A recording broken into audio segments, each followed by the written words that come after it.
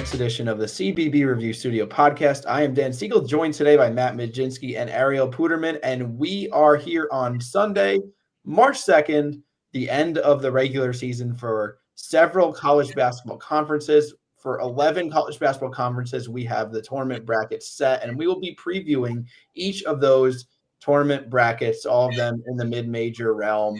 Before we get started with our first tournament preview, though, Matt, take us away with a word from our sponsor.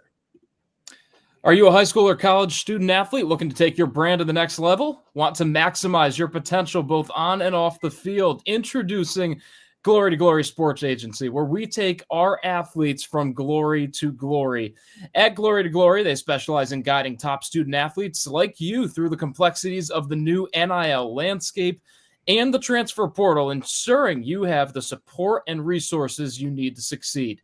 Why choose Glory to Glory? Because they believe in more than just athletic prowess. They focus on your academics, personal and spiritual growth, financial and future opportunities. Their team of experts works tirelessly to craft a personalized plan that aligns with your goals, helping you shine in your sport and beyond.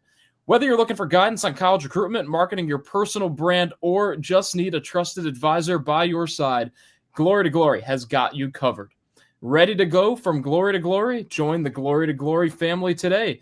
Visit g2gsa.com or connect with them on Instagram at Glory to Glory Sports Agency to learn more and start your journey to greatness, guys. Yeah, thank you. And we'll link that in the episode description as well. But yeah, let's get started. We're going to start with our first tournament bracket. We have here the Atlantic Sun. And just as we sit right now, it is about 9 o'clock Eastern on Sunday night. So we just had the first two games go final. Central Arkansas, the winner on the top side of the first round, and North Florida lost to Austin Peay by about 20 points in the other first round game. What are we thinking here? I'll throw it to Matt first. I don't think you want to know what I'm thinking because I put this preview out and I'm 0 for 2 so far. So I will throw it to Ariel because I don't want to go 0 for 9 in this. So you're taking this one, Ariel. You know, I'm glad you mentioned because I was actually going to bring that up that I read your article this morning on cbreview.com and saw you start 0 for 2. So I was a little bit upset about your predictions so far, but I'm actually going to agree with you on the winner here. I think Lipscomb, the 1 seed, they get it done. They've got a really talented roster, really talented coach. I think this is really up for grabs. So you can see really any team 1 through 5 win this one, especially after what we saw last year, where really a lot of chaos. Stetson made as a 7 seed. Obviously, they're not going to do it again, but really anything can happen with the home court advantage in this tournament. I think Lipscomb gets it done. That was the 1 seed. I'm glad you agree with me there. Yeah, I mean, I'll go Lipscomb as well. They're the only top 100 team in Torvik and the only top 100 team in shot quality in the Atlantic Sun. I think because they don't have a tight rotation, but the fact that this tournament is spaced out over several days will definitely help them out. So they shoot a lot of threes. They make a lot of threes. I think that's a good formula for success. I think this is a tournament where the 1 seed wins as well. All right, we got to talk about this one. Before we even get into the teams, let's talk about this format because I think we alluded to it in October, November when they first came out with this. This is like the West Coast Conference tournament bracket on steroids. And as you could see on the screen, it's just basically a step ladder where every 2 seeds you have to win an additional game to get to the next round. So what is it, 7 games in 7 days if you are in the bottom 4? It's true. March Madness, chaos in one bracket. But I like it, honestly. I think it rewards teams who do well in the regular season. In one big leagues, we see so many great teams fail to make the tournament just because one team gets hot on a given night and they don't really get a chance to redeem themselves. So this way, at least they reward it. Maybe it's a little bit too much, but I think it's really interesting, and I like that they tried this out this year. I'll also give my pick here. I'm going to go with not the 1 seed this time. I'm going to go with the 4 seed in Arkansas State. They were the preseason number 1 team. I still think they're the most talented team in the conference. JMU is a close second. They finished this regular season on a 3-game win streak. I think they have enough to get it done. They don't have too many extra games, only that 1 additional game. So I like Arkansas State here. Interesting pick. I'm going to go with Marshall here. I look at a team that's won 4 straight. They really haven't lost a whole lot of games in a row lately. They're playing some of their best ball down the end of the stretch. I'm tempted to go with James Madison, but I feel like when you have that much time off and that much time to just think about things, and they were on a big winning streak, but they're coming off the loss to Texas State, which is not one of the best teams in the Sun Belt. I just like where Marshall is in this bracket, where they're at as far as, again, winners of 4 in a row, but they get some time. They don't have a whole lot of time. It's like that perfect medium. And it's a team and a program that's been there and done that, right? This is a program, I should say, that's used to success. So I'm going with the Thundering Herd.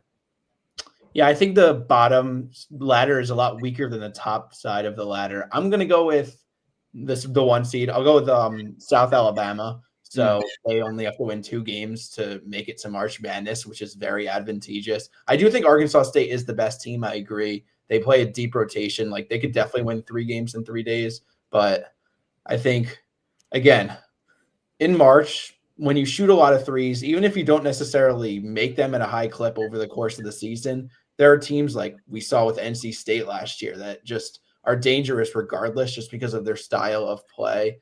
And that's kind of what South Alabama does. They've suffered some bad losses this year, so I'm very glad for them that they don't have to really go through like 3 or 4 games. This is very beneficial for them, in my opinion.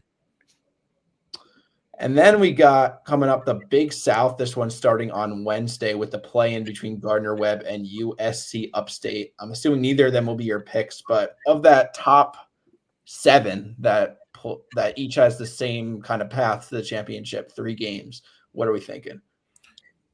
Look, you want me to start or you, Ariel? You can go ahead. Yeah, appreciate it. And I think we're going to have the same pick here, too. High Point has not lost since January 16th, which was 2 points at Longwood. This is a High Point team. That's clicking on all cylinders. I think it's more that, look, I think they'll win this bracket, and I hope they win this bracket because they are all, like, every year I have one mid-major that I think can win a game in March, and that is High Point, hands down. If they make the bracket, I don't care who they're playing. Ariel, I'll let you take over on why, because I know we agree on this, and it's just this is a High Point all the way. This is a league that sometimes teams, it can be a handful of teams that win it. That is not the case this year. In my opinion, High Point, far and away the best team. I agree. I thought they were going to go undefeated this season, honestly, so I'm a little disappointed they didn't. They've definitely had the capability.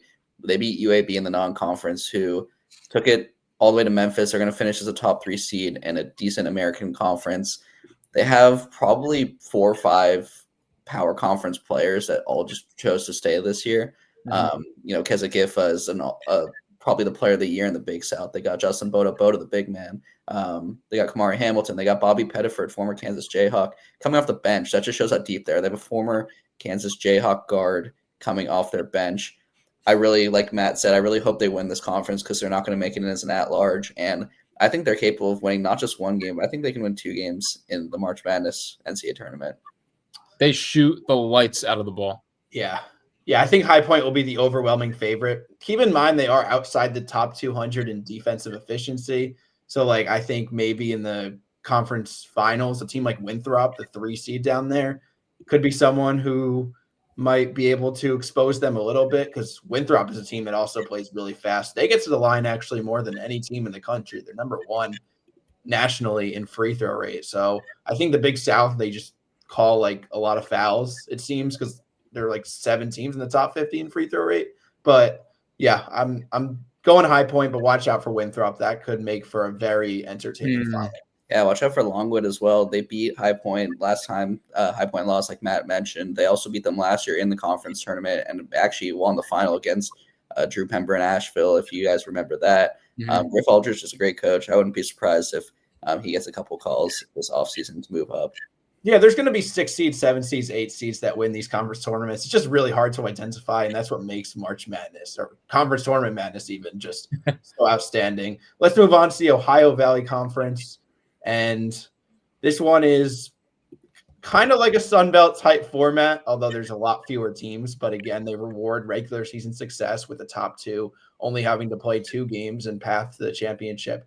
Do you like SEMO? Do you like SIU Edwardsville, Ariel, or do you like somebody that's not playing necessarily in that quarterfinal or semifinals? I will go with someone who's playing in the quarterfinal. I'm going to go with Little Rock here.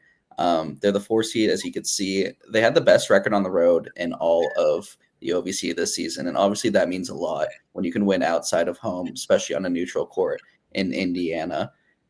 They have really good guard play, good coaching, and I think they have the overall talent and experience to get it done here. I think SEMO definitely benefited from good home record, and I'm really impressed with them, but I don't think they have the experience in these kind of tournaments and being one of those top teams to get it done. So I'm going to go with Little Rock here. I want to go with Little Rock as well. I also like how they shoot the ball, but I got to go with SEMO here because, I mean, other than their last loss, they were winners of 10 straight. They don't turn the ball over. They can still shoot it at a pretty decent rate.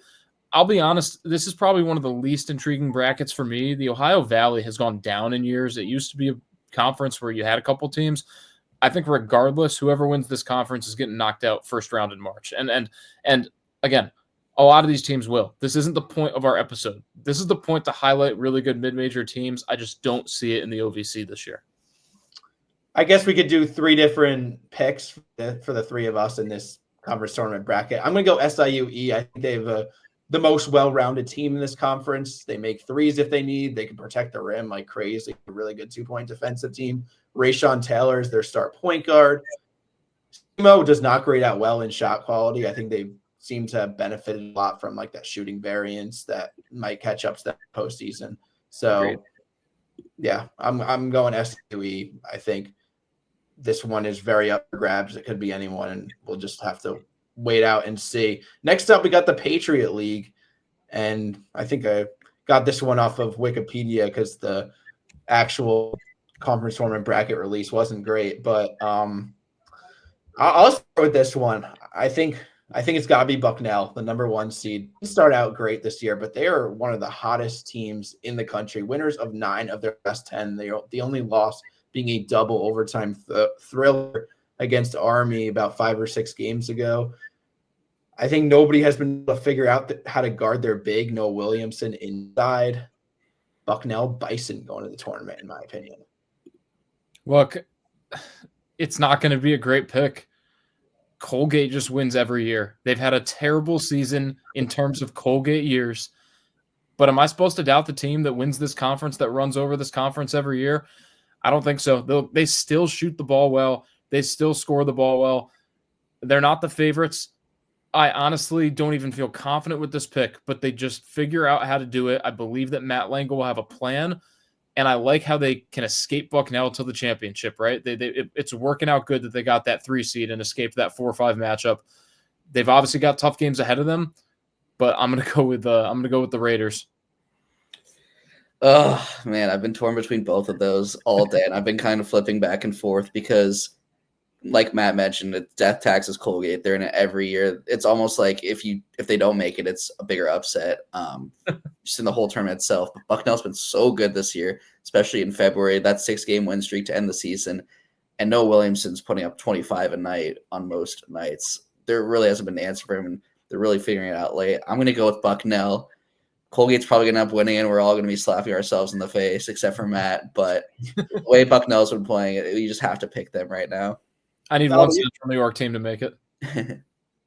Matt, you're right, though. Like, it's a miracle that Colgate is even a 3 seed to begin with, considering how horrible they started out the year. So it is kind of just death taxes in Colgate. We might be kicking ourselves over that one. Yeah, are they under 500 this season? Yeah, they're 13-18 overall. Oh, my God. Crazy. Well, let's go on to this one. We got the SoCon tournament. This one is my favorite conference tournament of the mid-majors. There's going to be lots of high-octane offenses, teams that shoot a lot of threes. This one is just going to be so fun from beginning to end. What do you think? I'll throw it to Matt first. I think whoever wins the Samford-Furman game wins this championship. I don't understand how that's a 4-5 matchup. It's beyond me how those teams have to play each other in the first or in the quarterfinals of this SoCon. And there's a very good chance that game just tires out both teams and they lose to Chattanooga either way. But I think whoever wins that, I'm tempted to go with Samford. I know that Furman's, they've both have good track records. Samford does not have a Chor. It is not the same Samford team that we saw last year, but it is still a Bulldogs team that can score the basketball, right? Like that still seems to be the identity of the Samford team, and that's what I'm going to ride with. But there are a lot of teams. I could go with any of those teams on that quarterfinal line. All 6 of them have legit shots. Yeah, I thought I was going to be cute and really smart and pick an unexpected guy here with Furman as my winner at the 5 seed. I think they're like plus 950 on FanDuel right now to win the conference tournament. But it looks like me and Matt are on similar pages here. Started off the season extremely hot, one of the last undefeated teams in the country before losing to Kansas. Ended the season on a 4-game win streak. I think it took them a little bit of time to figure things out once they hit conference play, and now they've really gotten it together. Bob Ritchie, great coach, probably the best coach in this league. He's been there before. He knows how to win these tournaments. I'm going to go with a big upset here and have Furman winning. Yeah, I don't even know if that's necessarily a big upset, considering, like we said, they've done it before. Obviously, we know back in a couple years ago, they have really only 2 guys that can score in their entire team. Like PJ Smith and Nick Anderson are really the only guys that are in double figures, and they're both like 15, 16 points per game. But I'm trusting the coach, trusting the scheme, trusting the defense. So I wrote down number 5 Furman as well. I also wrote down that I can't wait for that first game against Sanford. So we're all really on the same page here. And I think Bob Ritchie is due for a high major upgrade. I know a lot of people have questions about his style and whether that will translate, but I think the track record will definitely be there, especially if they win this conference tournament again. And look, real quick too, guys, both those teams, Sanford and Furman, while we're on that note, top 30 in the country in assists per game. So if those teams get going and you don't have a defense that can slow them down, they are both more than capable. We know the SoCon usually gets a team as a 13, maybe a 14 seed in March. If there's bid stealers, they'll probably get a 13 seed. They could get a 4 seed in that first round. I think both of those teams could be teams that knock off a team in the first round in March. Yeah, just want to mention before we leave, Chattanooga's on an 11-game win streak. They're really hot right now. They could very easily just run through this tournament and win each game by 15 points. So I want to give some love to them before we move on. Yep. All right, I talked about how much I love the SoCon tournament. I'm not sure it'll be as high octane, as entertaining in this one, the NEC. Although this is a pretty sick graphic, I'll give them that. Yeah. I think Central Connecticut State is by far the best team. I'm not in love with CCSU. I think they do have a lot of upset vulnerability, but I also think they're just so much better than everyone else. They're like 100 spots better in Ken Pom and Torvik than the second place team. They haven't won 23 games in a year since before this year in like the entire century. So I think this is the year they get back to the dance. And I'm hoping they're at least in the championship game, because if so, I'll be attending in New Britain, Connecticut. Look, Dan, my basketball skills, the way that I was growing up on basketball, I can go back to the days of the Howie Dickinman basketball camp held in New Britain from Central Connecticut. This is Connecticut's team when it gets down to it. Central Connecticut is the state of Connecticut's team. They're going to win this conference. They've had some tough games, but look, on a serious note, they lost at Providence by 4 points in their first game of the season. They beat a healthy St. Joseph's team. If they can channel those early games where they got confidence beating some teams, I thought St. Joseph's was the team to beat in the Atlantic 10, and Central Connecticut beat them, right? This is a quality basketball team. They can play great defense too, which you don't always see at that mid-major level against good teams. Look, Central Connecticut, they're winning this tournament, no doubt about it. I agree with both of you. They haven't lost since January 12th. I believe they have the longest win streak of all of college basketball. I think they get it done pretty easily. In this whole week of a lot of unpredictable conference tournaments and no clear winners, I think there's a clear winner in this conference. All right. I see we're going to lose to the 8th seed. Yeah, I'm saying there's everybody has the same path. So, like, honestly, I know CCSU so much better. This screams like anybody could win it, but we'll see. Like I said, I hope they're there in the championship, because then I'll be able to attend. So that's it for the NEC. Next up, we got the CAA tournament. This one is a little bit more rewarding of regular season performance with 3 different possible rounds. You go and you get a single bye, you get double bye, you can play in the play-ins. What are we thinking, Ariel? I want William and Mary to make it because they've never made it to the tournament before, and this is probably the best chance they're ever going to get. I like Charleston, though. I think Ante Berzovic is the best player in this conference. I think Chris Mack is an elite coach who's done it before, knows how to win these kind of games, knows how to win tournaments like he did at Louisville. I think really all 4 of these top 4 can win, but I like Charleston here. I second that. Look, Berzovic, Darren Boyd, Daywalk Tavares. Like this is a legit big three for Charleston. I'm surprised they have the 3 seed. I know Towson got really hot there in conference play, but College of Charleston to me, down there is that 3 seed. I mean, they have a good draw, right? Like you look at what they could draw, and they really don't have a tough game until the semifinals. I mean, Monmouth shouldn't give them any trouble at all. I just like what they're going to have. I mean, it looks like they're not going to have to expend much energy, and it could get tougher. I think this is not a tournament that 7 teams can win. This is not a tournament where just 1 team can win, but it definitely favors seeds 1 through 4, and I'm going with the 3 seed. Yeah, I agree with that sentiment. I am going to go with the 1 seed in Towson. They intrigue me a lot. I saw a little bit of that comeback win against Hampton the other day, and that was pretty electric. They play really slow. It's not one of the exciting, like top 15 in tempo, shoots a lot of threes, like team that you like in March.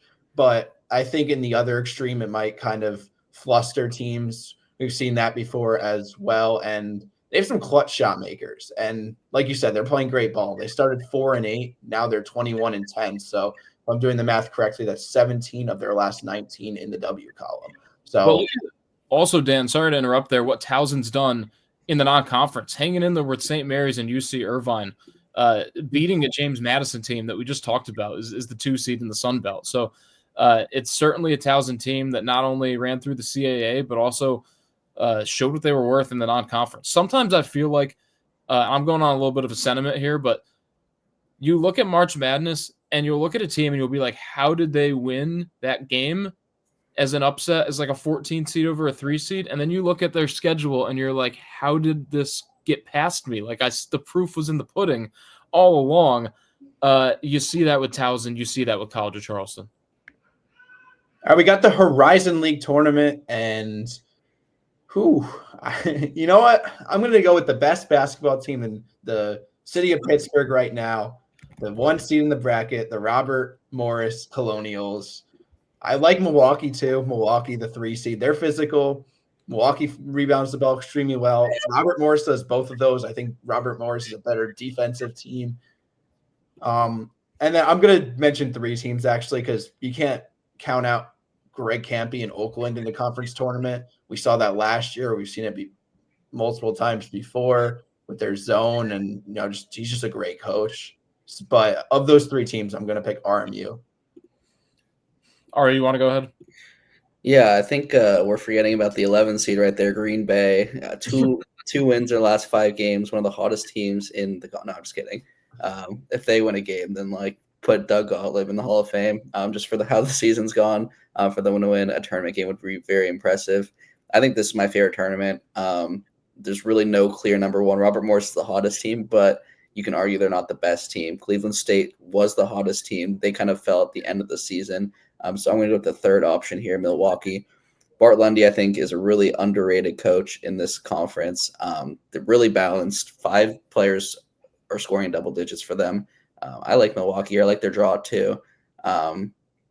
Really, really interesting conference tournament and a lot of chaos usually. So I like this Milwaukee team to win it. I'm going to go with Youngstown State.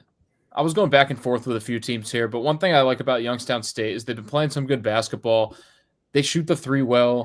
They score the ball well. They assist well. They have low turnovers. Like, they don't do anything great, but when you're comparing these teams, they don't do anything wrong where I'm like, that's an X against them. And I found something wrong with all the other teams in that quarterfinal round. I'm going to go with the 4 seed here, Youngstown State. That wasn't one I circled, but that's an interesting one. We got 2 more to do today. I do want to bring up. Go ahead. Is that bracket wrong? Like I know they reseed after each one. Okay, good. Okay, yeah. Well, I also mentioned Oakland, like you said, they're playing Green Bay, so they're in the 2nd round, they're in the quarterfinals. Right. There's no doubt about that. Next up, we got the Summit League, and I'm not gonna lie, I have no idea about this one. I think there's 8 different teams, or maybe 7, I should say, different teams that could win this tournament. So if you want to pick one where the low seed wins, it's probably this one. I'll start with Matt. I'm going to go with Omaha for two reasons. One reason, they score almost 80 points per game, so they can be tough to defend. Reason number two, if you are a trash can in the locker room, watch out for Omaha. They will beat you up. I don't know if you guys saw the Twitter video, but they literally just destroyed a trash can after they won. And to me, that stands out as a reason to pick them. So I'm going with Omaha. This is a fun one. St. Thomas is my pick. They're not eligible to make the tournament. This is the last year they're ineligible. So I'll give a bonus pick as well. I'm going to go North Dakota State. Jackson Money's the best player in this conference. He's an NBA level talent. He's the only player in this conference that's an NBA talent, in my opinion.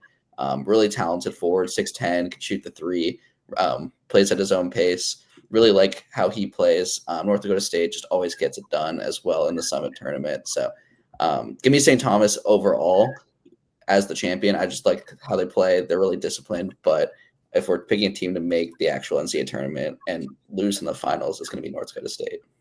Well, I'll stay consistent with how I started off this discussion, and I'll go with a 5 seed. I'll go with South Dakota. I think they're another team that's built for March stylistically. A lot of depth. They play fast. They take care of the ball. I think they have a lot of the makeups of like in terms of their statistical profile to be able to win 3 consecutive games and go to March Madness. One thing I will say, it's a shame that Oral Roberts is the 9 seed, come far down from the last 5 to 7 years and their runs actually that they've made. The one with that Max Asmith stands out the most. But yeah, it's going to be South Dakota for me. I genuinely have no idea. Like it could be Denver, who knows? But it could be North Dakota. I mean, they hung close with Alabama at home. If you guys remember back in the non-conference, traded an Eagle staff as well. Yeah, dynamic scorers in the country, and then such as Oscar Clough, who's the best rebounder statistically in the country. So a lot of good stat guys in this conference, which, like Dan said, should make for a pretty unpredictable and exciting tournament. Last one, we got the West Coast Conference, and we've talked about it before the Sun Belt adopted this format. We talked about how this is a fun concept, but like this is the worst conference to be doing this. And once again, this is the case because St. Mary's and Gonzaga are more than likely Gonzaga and 100% St. Mary's going to get at-large bids. And they're set up so that one of them is more than likely going to get the auto bid as well. So it can't be a 3-bid league. I do think this conference is deep as well. I think teams like Santa Clara, San Francisco, Washington State, Oregon State have the potential, but they just have extra games to win, and that's what stinks to me. So I'm going to go with St. Mary's because they're the best team and they only have to win 2 games. I'm going to disagree. I'm going to go with Gonzaga. They only have to win 2 games as well. I know St. Mary's beat them twice in the regular season, but against Santa Clara and against San Francisco, I feel like Gonzaga, in a short 2-game span, is playing their best basketball of the season on both sides of the ball. Offensively, they look to be in total control of what they want to do. Defensively, they seem like their speed, their physicality, like you're seeing it. And I know that it's just a 2-game span. It's a small sample size. But not only do I have them winning this, I think that if they keep it up, Gonzaga as a 9 or a 10 seed could pull off a big upset in the round of 32. We should not keep our eyes off the Zags. It's so hard to beat a team 3 times in one season, but I think St. Mary's can. Wow. I think Granny Betta completely figure out how to beat this Gonzaga team and how to play to their personnel level. I think they've got really talented, unwritten stars on their team, like Marshall Onis, like Mitchell Saxon. I'm really interested to see how the former Pac-12 teams do in this tournament in their first year there. But, oh, man, I think I have to go St. Mary's here. Just how they've been playing to close out the season and how they played Gonzaga all season as well. Yeah, as much as I love watching Gonzaga and St. Mary's square off against each other, I want nothing more than like a third team from this conference to get into March Madness because I want San Francisco, I want Santa Clara to get a chance. They're really solid programs. They deserve to be in March one of these times. So that's what I'm hoping for. But I think it'll inevitably be Gonzaga St. Mary's. So that will do it for today's edition of the CBB Review Studio podcast. That was part 1. There will be 2 more parts of these conference tournament previews as we get some more brackets and we'll make more predictions. And what do we have? 2 weekends till Selection Sunday? Yeah. 2 weekends until Selection 2 more Sunday. days as we record. We're Yeah, at the best time of the year. I hope everyone's excited and glued to their TVs over the next 2 weeks. absolutely. Happy holidays, everyone. Thanks for watching. Thanks for listening. Be sure to subscribe and take care.